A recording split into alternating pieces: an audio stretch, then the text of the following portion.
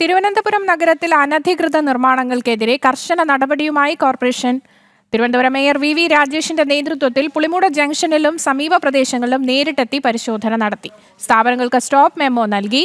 നഗരത്തിൽ 1 ഇഞ്ച് പോലും അനധികൃത നിർമ്മാണം അനുവദിക്കില്ലെന്ന് മേയർ വ്യക്തമാക്കി. തിരുവനന്തപുരം നഗരത്തിൽ അനധികൃത നിർമ്മാണങ്ങൾ പെരുകുന്ന സാഹചര്യത്തിലാണ് നഗരസഭ പരിശോധന ശക്തമാക്കിയത്. തിരുവനന്തപുരം മേയർ വി രാജേഷിന്റെ നേരിട്ടുള്ള നേതൃത്വത്തിലാണ് കോർപ്പറേഷൻ ഉദ്യോഗസ്ഥരും ജനപ്രതിനിധികളും അടങ്ങുന്ന സംഘം പുളിമൂട് ജംഗ്ഷൻ ഭാഗത്ത് പരിശോധനയ്ക്കിറങ്ങിയത്.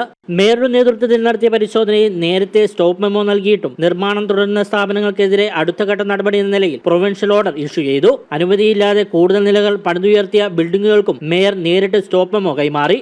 ആരായാലും എത്ര കൊലക്കൊമ്പനായാലും അനധികൃത നിർമ്മാണം ഒന്നും അനുവദിക്കുന്ന പ്രശ്നമില്ല. അനധികൃതമായി നിർമ്മിച്ച എല്ലാം തന്നെ പൊളിച്ചു മാറ്റും. ഒരുപക്ഷെ അവർ കോടതിയിലൊക്കെ പോയിട്ട് കുറച്ചു കാലം അതിനെ നീട്ടുമായിരിക്കാം, എന്തെങ്കിലുമൊക്കെ നൂലാമാലകൾ പിടിച്ചിട്ട് കുറച്ചു കാലം നീട്ടുമായിരിക്കാം. ഒരു കാരണവശാലും കോർപ്പറേഷൻ ഭരണസമിതി ഇക്കാര്യത്തിൽ വിട്ടുവീഴ്ചയില്ല.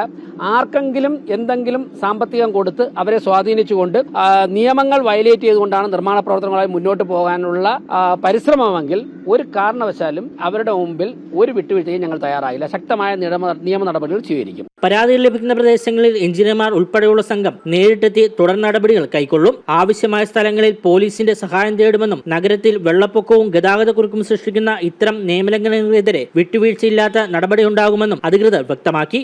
ജനം, തിരുവനന്തപുരം.